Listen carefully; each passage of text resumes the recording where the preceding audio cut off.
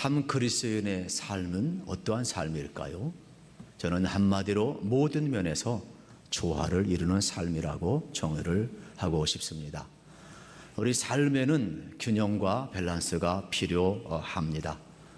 정말로 우리의 삶에 있어서 균형과 조화가 필요합니다. 우리 몸이 건강하다는 것은 균형을 잡았다는 것입니다.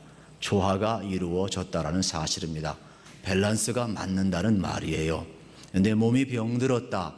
이것은 균형, 밸런스가 깨졌다는 겁니다. 조화가 깨졌다는 겁니다. 그래서 어떻게 돼요? 우리의 몸에 아픔이 오는 거예요. 이만큼 밸런스가 무너져 버리면, 조화가 깨져 버리면 갈등이 오는 겁니다.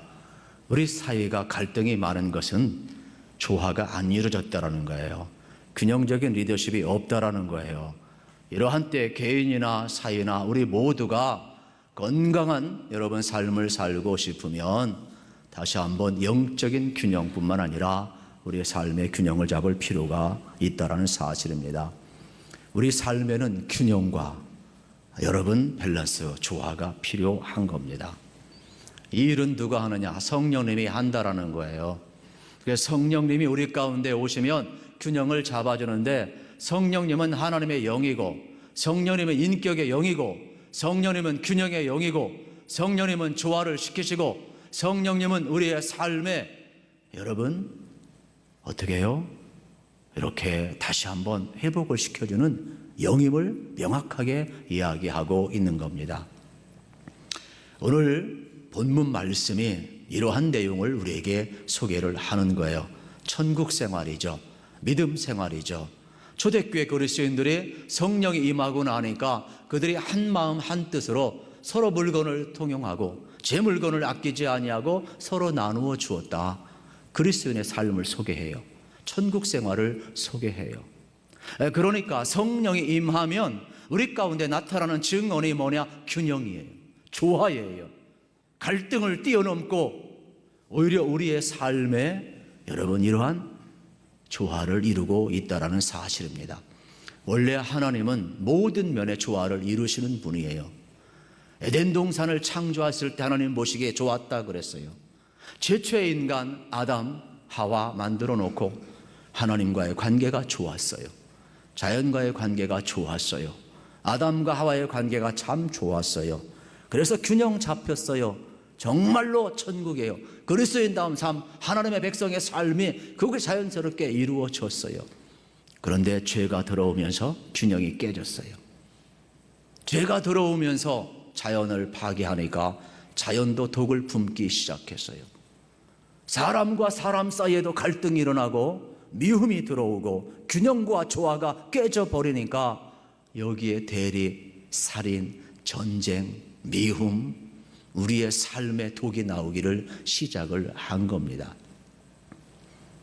우리 하나님은 심판의 하나님이 아니에요. 원래 좋으신 하나님이고 우리에게 복 주기를 원했는데 어떻게 됐어요? 죄가 들어와 버리니까 죄의 싹은 사망이고 여러분 죄값을 받아야 되는데 하나님은 심판할 수밖에 없는 거예요. 심판을 통하여서 균형을 잡는 거예요. 조화를 이루는 거예요. 그래서 죄는 여러분 우리의 삶에 있어서 모든 것을 균형을 깨트린다는 걸 알아야 돼요. 특별히 우리 개인에게도 몸과 마음과 영, 심지어 우리 모든 삶의 균형을 깨트리고 있다는 사실이에요. 그래서 우리가 균형 잡힌 삶을 살기를 원하면 개인이든 공동체든 우리 사회이든 조화를 이루어야 되는데 그 일을 누가 하느냐? 성령님이 하신다네. 성령님. 그래서 예수님께서는 이렇게 말씀하십니다. 예수님이 오셔서도 이러한 균형 잡힌 일을 하셨잖아요. 하나님과 인간 사이에 파괴된 관계를 연결하셨잖아요. 조화를 이루셨어요. 성령님을 보내주시면서도 너희들이 몇 날이 못돼 성령을 받게 됐는데 믿는 자들에게 끊임없이 설교의 초점은 성령 받으라는 거예요. 성령을 받아야 잃어버린 균형이 맞춰질 수 있다는 거예요. 오늘 예배하면서도 하나님의 영이 여러분과 함께하기를 축원합니다.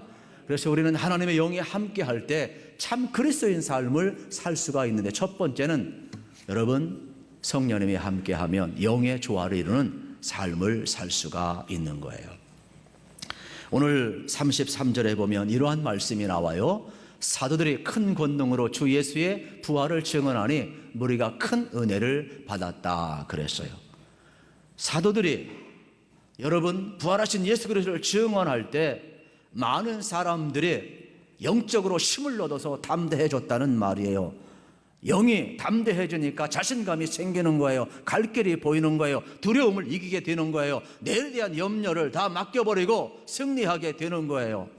영이 조화를 이루지 않으면 두려워요. 내일이 두렵고 오늘이 두렵고 앞날이 두렵고 미래가 두렵고. 그러나 예수 그리스도의 부활을 증언할 때 그들이 은혜 받고 여러분 영의 조화를 이룰 때 그들은 담대했다라는 사실이에요. 오늘 우리도 또 마찬가지입니다. 우리 인생 여러분 영의 눈이 뜨이고 밝아야 미래 두려워하지 않고 더듬거리지 않아요. 우리가 육신의 눈도 여러분 어두워버리면 글자도 안 보이고 가는 길도 어렵고 더듬거려야 돼요. 우리 영적으로도 마찬가지예요. 그래서 여러분들이 영의 조화를 이루고 영의 눈이 뜨이고 밝아야 담력을 가지고 이 세상을 여러분 살아갈 수가 있다라는 사실입니다. 성령이 오시면 앞길이 훤히 보이는 겁니다. 그래서 오늘과 내일과 미래에 대해서도 우리는 담대하게 여러분 자신감을 가지고 살아갈 수가 있는 겁니다. 성령님은 우리 가운데 오셔서 우리를 어떻게 해요? 풍성케 하시는 거예요. 영적으로 자신감을 갖고 믿음 생활하게 하는 거예요. 오늘도 마찬가지예요. 성령님이 영의 조화를 이루니까 교회 와서 예배할 수가 있는 거예요. 영의 조화가 깨져버리면 여러분 예배하기 쉽지 않아요. 그래서 오늘 본문 속에 보게 되면은 믿는 무리가 한 마음 한 뜻이 되었다. 성령의 역사로 믿음이 회복되는 영의 조화가 이루어지고 있는 겁니다.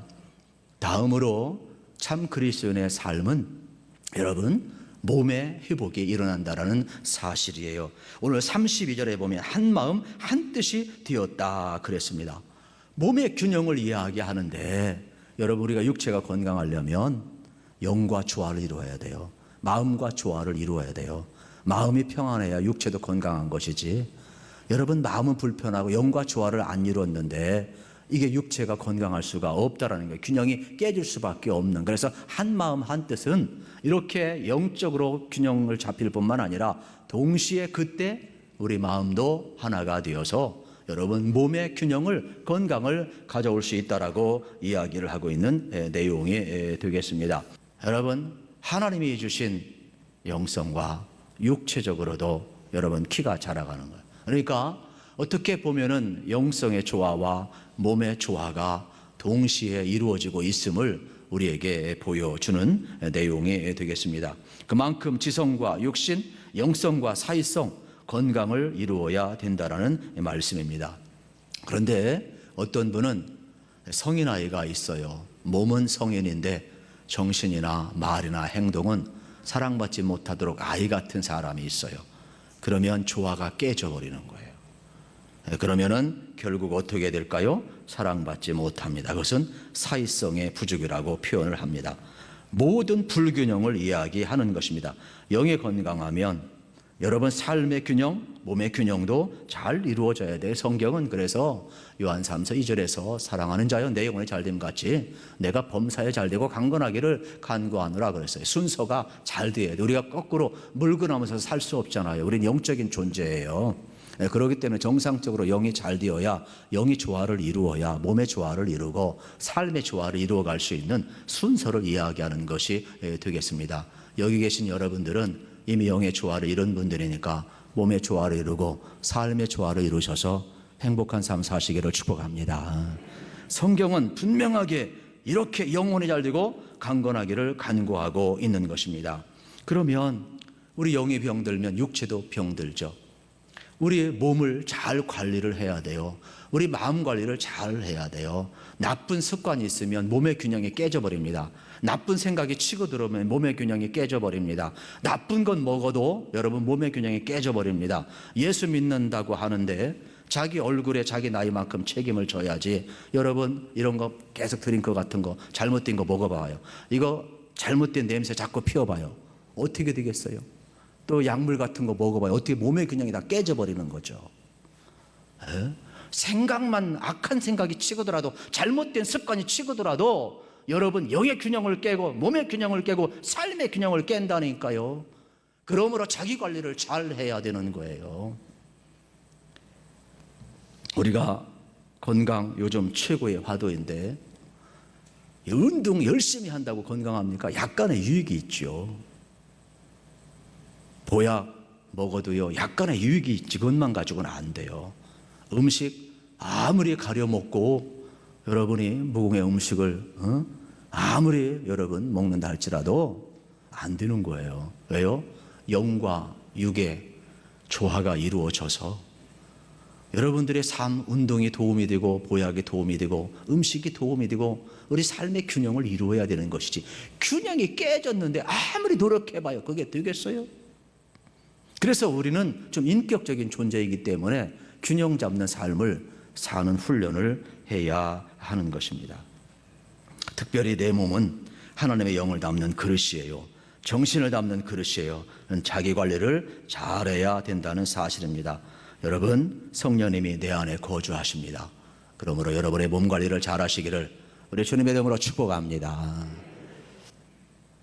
세 번째로는 참 그리스도인의 삶은 지성의 조화를 이루는 삶을 살게 됩니다. 32절에 보면 한 마음 한 뜻이라 그랬습니다. 그러면 이것은 뭐냐? 성령에 임하면 한 마음 한 뜻, 깊은 것을 통달하게 하고 깊은 것을 깨닫게 하고 분별력을 준다라는 거예요. 사람이 왜 실수하느냐? 깊은 깨달음이 없어서 그래요. 분별력, 판단력이 없어서 그래요. 사람이 한번 어두움의 영에 잡히면요, 앞길 안 보여요. 어리석은 짓 하는 거예요. 마귀가 끌려가는 거예요. 그런데요, 지성의 조화는요, 아브라함이 100세 이삭을 얻었잖아요. 그런데 하나님이 너무 자식 앞에 매몰되어 있으니까 아브라함 테스트 하잖아요. 이삭을 바쳐라. 청천벽력이죠. 100세에 얻은 아들인데 어떻게 바쳐요? 그래서 한 3일간 고민을 해요. 모리아 산에 올라가면서 얼마나 많은 고민을 했겠어요. 그런데 아브라함이 결단을 어떻게 해요? 자기의 이성 가지고 한 게 아니잖아요. 하나님의 명령은 바꿀 수 없잖아요. 그러면 하나님이 명령하셨다면, 하나님이 바치라 하셨다면, 결과도 나는 지금 이해가 안 되지만, 나에게는 고통스럽지만은, 있을 수 없는 일이지만은, 하나님이 명령하셨다면 하나님이 좋은 결과 주실 것이다. 그래서 어떻게 해요? 믿어요. 그래가지고 아브라함은 어떻게 해요? 하나님을 믿는 믿음과 자기의 지성의 조화를 이룬 거예요. 오늘날 현대인들이 아무리 사상적으로 여러분 똑똑한 것 같고 철학적으로 대단한 관점을 가진 것 같고 아무리 학위가 있고 스펙이 높고 지성이 있다 할지라도 결국 그 지성이 여러분 사람을 살리고 세상을 변화 못 시키는 이유는 뭐냐? 자기 중심적이기 때문에 그래요. 지성의 조화가 안 이루어졌기 때문에 그래요. 그런데 아브라함은 자기의 지성과 여러분 하나님을 믿는 믿음이 조화를 이루어서 모리아 산에서 어떻게 합니까? 칼을 들어서 내려치려고 할 때 하나님이 됐다 그러잖아요. 내가 이제 독자 이삭보다 나를 더 사랑하는구나. 그래서 옆에 숯불에 걸린 양을 준비하셔가지고 하나님이 제물을 드리게 하잖아요. 그래서 여호와 이레 준비하시는 하나님. 오늘 우리의 삶에 있어서도 마찬가지예요. 이 세상에요, 내 힘으로, 내 지성으로, 내 경륜으로, 내 학문으로요 한 게 있어요. 결정적인 순간 우리는 오늘 우리 사이에 극단적으로 선택하는 지도자들을 많이 보잖아요. 여러분 아무리 세상의 지성을 가지고 산다 할지라도 그 조화를 안 이루면 결국은 어리석은 짓을 할 수밖에 없는 거예요. 저는 여러분들이 하나님의 말씀 위에 여러분의 믿는 믿음이 있고 지성의 조화를 이루기를 우리 주님의 이름으로 축복합니다. 그래서 우리의 삶을 더욱더 성숙시켜가고 삶을 풍성하게 하고 절도 있게 하고 영적인 균형을 이루어 가야 된다는 사실이에요. 영적인 조화가 이루어지지 아니하면 불안이 엄습해 옵니다. 그래서 아무리 지성인이라 할지라도 저는 이해가 안 가요. 대통령 후보들이 왜 점을 쳐야 합니까? 왜 예수 믿는 사람이 이사할 때 왜 손 없는 날을 따져야 합니까? 왜 지나가다 사주팔자를 봐야 합니까? 왜 이렇게 잡지 같은데 이런 거 사조 같은 거 보고 맞춰보고 왜 장난쳐야 됩니까? 그냥 지나가면 안 됩니까? 이게 뭐냐? 균형이 깨진 거예요. 공허한 거예요. 그러니까 말도 안 되는 지성인이고 이 시대의 리더 같지만은 공허한 거예요. 허무한 거예요. 그러니까 그런 뒤에 마음을 쏟는 거예요. 참 안타깝죠. 뭐 괜히 여러분 허무한 데 빠지는 게 아니에요. 이렇게 균형이 깨져버리면 누구나 다 헛된 일에, 허무한데, 미신에, 말도 안 되는데 빠져버리는 거예요. 여러분이 그러지 않기 위해서는 여러분의 중심에 성령님이 계시고 여러분 조화를 잘 이루시기를, 그래서 영과 몸과 지성의 조화가 여러분 이루어지기를 축복합니다. 네 번째로는 참 그리스도인의 삶은 관계 회복이 이루어져야 된다는 사실이에요. 우리는 관계적 존재예요. 공동체 신앙생활을 하잖아요. 특별히 오늘 32절에 보면 모든 물건을 서로 통용하고 자기 재물을 조금이라도 자기 것이라고 하는 이가 하나도 없었더라 그랬어요. 이건 뭐냐? 완전한 관계의 회복을 의미하는 내용이 되겠어요. 나 중심적인 삶을 사는데 성령이 임하니까 이웃이 보이는 거예요. 아, 이웃이 귀하구나. 내 것인 줄 알았는데 이거 하나님이 주신 것이구나. 성령이 임하고 나니까 나누는 게 더 가치가 있구나. 바뀌는 거예요. 성령이 임하기 전까지는 소유의 개념이고 집착의 개념이지만 성령이 임하고 나서는 나눔의 개념이고, 이것 여러분 의미 있는 삶으로 서로 통용하는 것 아니겠어요?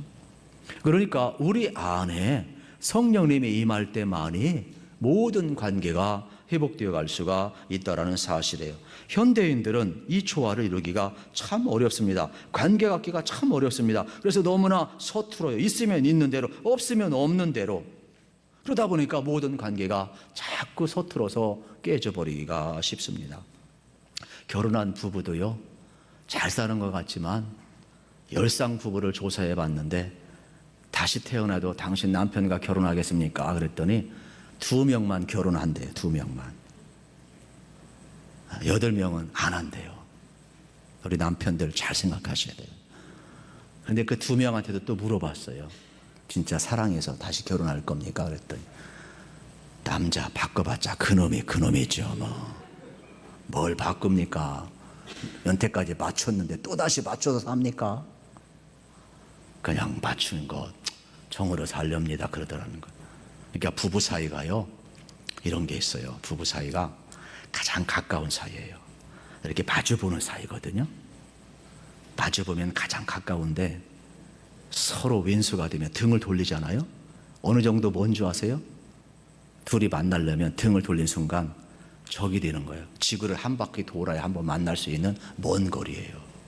이런 생각 안 해보셨죠? 그냥 가까운 사이도요, 균형이 깨져버리면, 관계가 깨져버리면 먼 사이가 된다니까요. 그러면 어떡하느냐? 우리 안에 성령님이에요. 성령님이 돼야 돼요. 그래서 여러분 부부의 관계도 회복하시고 성도와의 관계도 회복하시고 이웃과의 관계도 회복하시기를 축복합니다. 관계 회복을 통하여서 우리는요, 참 그리스도인 삶을 살 수가 있어요. 관계를 자꾸 깨는데 어떻게 그리스도인다운 삶을 살 수가 있겠어요? 그거는 참다운 그리스도인이 아니에요. 그리스도인은 완전히 조화를 이룬 세상에서 살아야 돼. 이게 원래 하나님의 모습이고, 이게 에덴 동산의 모습이고, 이게 성령이 나타났을 때 임하는 모습이 바로 여기에 있다라는 사실. 그래서 우리 성령 안에서 내가 주님과 하나가 되고 성도와 하나가 되고 세상 필요한 모든 이들과 하나가 되어서 그들 필요를 채워주는 역사가 나타난 거죠. 그러면 영의 조화와 몸의 조화와 지성의 조화와 여러분 사람과의 관계 회복을 통하여서 그리스도인다운 삶을 살아야 하는데, 너무 이상적이냐? 그렇지는 않아요. 우리 불가능하냐? 그렇지 않아요. 가능해요. 왜냐하면 오늘 사도행전 4장 36절 37절에 보면 이렇게 산 사람이 있어요. 그 사람의 이름을 가리켜서 본명은 요셉이라고 그래요. 그 사람의 별명을 가리켜서 바나바라고 이야기를 해요. 이분의 뜻을 해석하면 권위자인데, 그 권위자라는 뜻은 뭐냐? 위로하고 권한다는 뜻이 있어요. 그러면 이 사람은 어느 정도 훌륭한 사람이냐? 여러분 37절에 보면 자기 밭, 재산 다 팔아서 사돌 앞에 갖다 놓았다 그랬어요. 그러면 초대교회가 어떠한 모습이냐? 초대교회는요, 사실 로마의 핍박 속에 있었던 어려운 환경이에요. 그런데 성령이 임하고 나니까 베드로를 비롯해서 사도들이 복음을 증언할 때 3,000명, 5,000명, 그러면 그 교회는 최소한 8,000명 교회예요. 그런데 그 당시 회심한 자들만 온 것이 아니라 로마 사회는 어떻게 해요? 팍스 로마이기 때문에 힘의 원리거든요. 그러니까 전쟁에 나갈 수 없는 사람은 사회 구성을 해서 배제시켜버려요. 그래서 장애인들, 또 병든 자들, 노약자들, 여인들, 아이들 어떻게 했어요? 전부 다 버려버렸어요. 사회 주류가 안 돼요. 그리고 전쟁에서 나갔던 여러분, 나가서 남자들 죽잖아요. 그러면 과부가 되는 거예요. 그러면 아이들은 고아가 되는 거예요. 그러면 돌보지 않았어요. 사회 구성 자체가 여러분, 가난한 사람들, 홀로 사는 사람들, 버려진 아이들, 병든 자들, 장애인들, 연약한 자들, 노예들, 소외된 자들, 가난한 자들, 억눌린 자들이 얼마나 많았는지 몰라요. 그런데 초대교회는 이들의 필요를 채워주기 시작했다라는 거예요. 교회 안에서만 채운 게 아니에요. 히브리파, 헬라파만 채운 게 아니에요. 교회 밖에도 필요한 자들을 채웠다는 것을 우리는 알아야 돼요. 그러므로 성경과 여러분 역사를 공부해 보면 교회는 믿는 자만 베푸는 게 아니에요. 믿지 않는 자까지도 베풀어야 교회인 거예요. 바나바가 그 일을 했어요. 그렇다면 우리도 할 수 있는 거예요. 바나바는 사도행전 1장부터 12장까지는 여러분 예루살렘 교회를 중심으로 예수님의 수제자 베드로가 중심 사역을 감당을 해요. 그런데 13장부터 28장까지는 이방 전도 사역자 사도 바울이 등장을 해요. 사도 바울의 회심을, 사도 바울의 여러분 사도성에 대해서 또 사명에 대해서 아무도 인정하지 아니할 때 그를 인정해주고 보증을 쓴 사람이 누구냐? 바나바예요. 자기에게 주어진 모든 고난을 사람을 살리고 사람을 세우는 데 썼어요. 그리고 베드로와 바울을 연결하는 역할, 다리 역할을 누가 해요? 예수님처럼 바나바가 했어요. 그리고 사울의 허물을 누가 덮어줬어요? 바나바가 덮어줬어요. 과거는 과거고 이 사람 주님만 나고 회심했고 완전히 변화되어서 십자가와 부활의 복음을 가지고 이방 전도를 위하여 하나님이 택한 그릇이고, 바울이 증언할 때마다 회심의 역사가 나타났고 하나님께서 함께 하시는 수많은 사인들을 내가 증언하노라. 이가 만난 예수 그리스도 진짜 예수 그리스도다. 그러면서 우리가 믿는 예수 그리스도와 동일하다라는 거예요. 그래서 바울을 인정해주고 나중에 인정만 한 앞으로 강해 속에 가끔 나오겠지만은 이 위대한 사도가 이인자가 되어서 바울을 도우면서 같이 전도해, 같이 선교해요. 정말로 멋진 그리스도인이에요. 여러분, 우리 교회가 이런 바나바와 같이 참 그리스도인의 삶, 내 것을 내 것으로 여기지 않고 내어주면서도 기쁜 것 아십니까? 남을 섬기면서도 기쁜 것 아십니까? 베풀면서도 기쁜 것 아십니까? 하나님의 나라를 위하여 위대하게 쓰임받는 이러한 바나바, 우리 교회 안에서도 위로자가 되시고 고난하는 자가 되시고 섬기는 자가 되시고 세상의 필요를 채워주는 귀한 삶을 살으셔서 오히려 이 시대에 우리 그리스도인들이 다시 한번 여러분 일어나시고, 어려운 시대를 살고 있지만은 초대교인들처럼 참 그리스도인의 모습, 신실한 모습, 사랑과 섬김을 통하여서 세상을 변화시키는 귀한 새로운 역사가, 출발점이 저와 여러분을 통해서 일어나기를 우리 주님의 이름으로 축복합니다.